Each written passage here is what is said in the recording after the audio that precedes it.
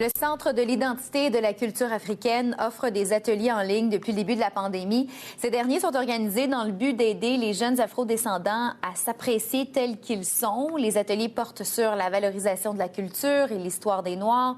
Ils sont présentés sous forme d'activités d'art, de littérature, d'affirmation de soi, entre autres. Francesca, dis-nous d'abord ce qui a mené à la création de ce centre qui offre donc ces ateliers. En fait, le SICA est né d'abord et avant tout des craintes ressenties par sa fondatrice, Mme Sandra Adjou Akeremi. Elle estime que une image négative des personnes afrodescendantes est davantage véhiculée que leur histoire riche et diversifiée.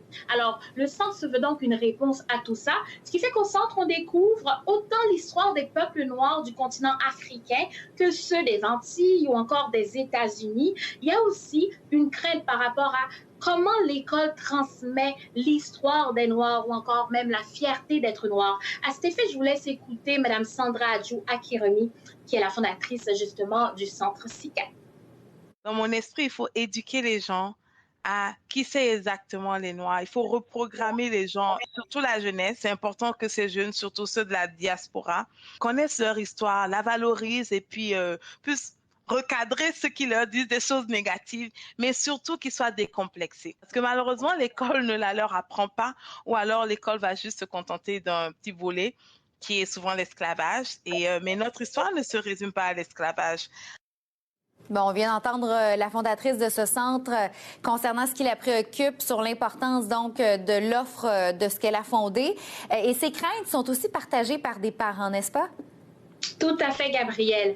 Il y a par exemple une résidente de Toronto dont la fille fréquente le centre depuis le début, Madame Vivia Wilson. Elle dit justement que pour elle, parfois l'école ne présente pas toujours les personnes afrodescendantes ou leur histoire de manière positive, mais qu'au SICA, c'est le cas notamment. Mais il y a aussi d'autres craintes. Par exemple, des parents qui craignent de ne pas être assez outillés quand leurs enfants commencent à se poser des questions sur leur identité ou encore d'autres questions de manière générale sur la culture africaine, entre autres. Je vous laisse donc écouter à cet effet un autre parent qui réside aussi à Toronto, M. Youssef Sami. Il y a beaucoup d'histoires culturelles que, en tant que parents, nous ne sommes pas menés à connaître ou à pouvoir expliquer à nos enfants. Mais à partir du SICA, les enfants découvrent cela tout en s'amusant et ils arrivent à faire ressortir des choses de qualité. Et donc, c'est vraiment encourageant pour les parents afin de faire cultiver, de faire apprendre à ces enfants, au-delà même de leur propre culture, mais de connaître la culture africaine. Elle est très riche, elle est très vaste. Très intéressant. Merci beaucoup, Francesca. Un plaisir.